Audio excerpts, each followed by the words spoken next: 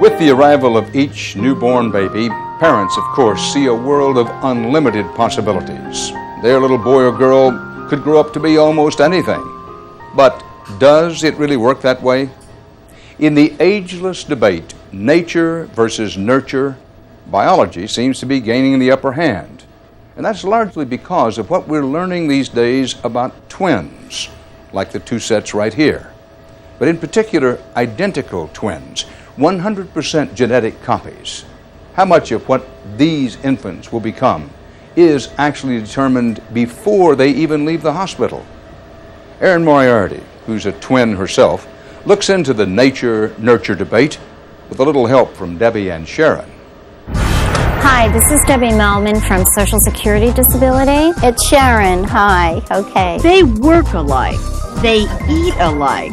But most of all, Don't you roll your eyes at me, young lady. they talk alike. Talk and talk and talk and talk and talk and talk. Ooh, Not surprising, considering Debbie Melman How come you're so lazy? and Sharon Posette Oh, you obey so well. are identical twins. Yes. It's my baby. But here's what is surprising. Oh, hello. These twins have only known each other, only known that each other even existed, for a year and a half. I just thought there was a twin and it died. And that's why I was like, Debbie and Sharon were separated at birth when they were adopted by different families. They knew nothing about one another. In fact, Debbie didn't even know she had been adopted until she was 45 and her mother finally told her. And then she said, well, there's more. I'm like, oh, no. Well, after that, what else could there be? And then she says, well, you're a twin. I mean, An identical twin. I just figured, I'm never going to find her. Debbie, who was living in Connecticut, hired a private detective. And how long did it take? 24 hours to locate her. In Kentucky. But as it turns out, finding Sharon was the easy part. She's in ICU. So. Convincing her to return Debbie's call was a little trickier. I'm like, okay, she needs my liver, my kidney, or my, bone marrow. And I'm like, I'm not calling. It took a few days to get that straightened out. And a few more to get the twins together. Oh, my God. For the first time since birth. For women who have known each other only a short time, they have an astounding number of similarities. They're both chronically late. They both cross their eyes when they're excited. And they've both had identical hairstyles. Oh my God, she looks more like me than I do. Yeah, At almost every point in their lives. One looks more like the other one. So how do they explain it? Debbie's come to believe it's all in their genes. We grew up, learning that the environment was the big influence on everything. And I think when we see it, it's like, oh, I think they got it wrong, And But doesn't that sound silly that there's a gene for rolling your eyes or being late? It does sound a little silly at first, but stories like these are also a bit disconcerting, especially for parents trying hard to mold good kids. If twins like Debbie and Sharon, raised in separate homes, turn out so similar, then maybe the way we raise our kids doesn't matter as much as we think. Maybe a big part of who we are and who we'll become is already programmed into our genes. Virtually every measured trait has a genetic influence to some degree. Psychologist and twin researcher Nancy Siegel says there's no maybe about it. Taste in food, Yes? choice of careers and hobbies, Has a genetic influence? political beliefs, To some degree, genetically influenced? taste in clothing, Yes. Hyperactivity, anorexia, bulimia.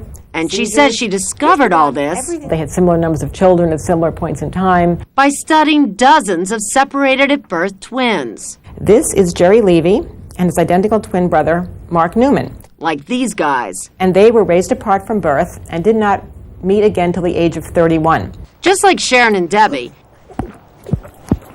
Jerry and Mark were adopted as babies by different families.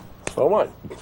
They finally met as adults when a friend of Mark's noticed the startling resemblance and arranged for them to meet. My friend Jimmy says, we think Jerry is your lost twin brother. Then I took my baseball cap off.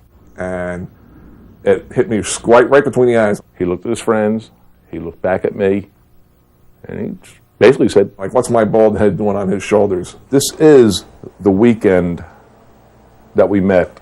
Mark and Jerry spent that's that weekend discovering similarities. Lots of them. Little spooky? Twilight Zone. It was Twilight Zone. Amazingly, both twins were volunteer firefighters.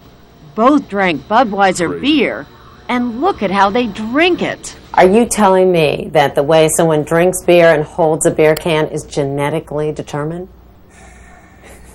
I don't know if it's genetically determined or what, but we both keep our pinkies under the bottom. And then there's one more thing. Mark tells me that the hair on your body curls the same way. Which they are similarly happy to demonstrate. Hair. You just curl up. Curl up. Boom. Of course, for all their similarities, there's still one big difference. How big? About 100 pounds. What we learned from Jerry was that they were almost similar weights about a year before, but Jerry had dieted. And Siegel says that's important because it demonstrates the limits of our genes and the power of free will. Genes don't tell us what to do. Genes simply predispose us towards certain events or opportunities, and we ultimately decide how we're going to act. And that brings us to one more amazing set of identical twins, Conrad and Perry McKinney. Alike in every way.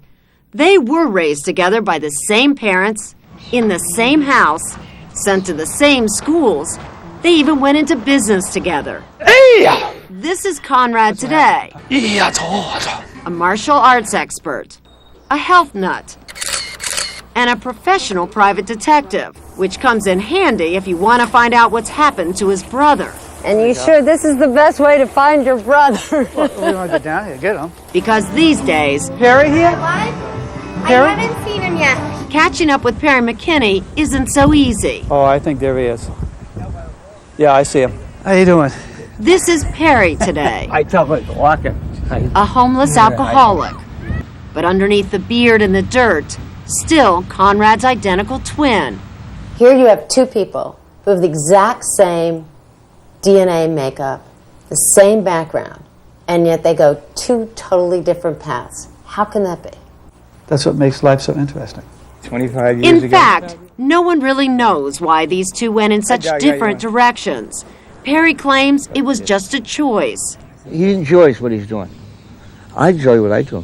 I enjoy what I'm doing. But alcoholism runs in the family. And Perry may have had more experiences to trigger it, like the sudden death of his wife when she was only 29. How did he take that? I think that he really never accepted it, even to this day. Whatever the reason, these identical twins, maybe most identical twins, do prove a point. Maybe it is genes, but the environment must play a big part in it. Your genes may count for a lot. You have the genetic material, and then the environment kind of acts on it to like bring different parts of that out. But they don't count for everything. We have our own identity. He is he, I am me, but we are twins. 1, 2, 3. Should have mooned him.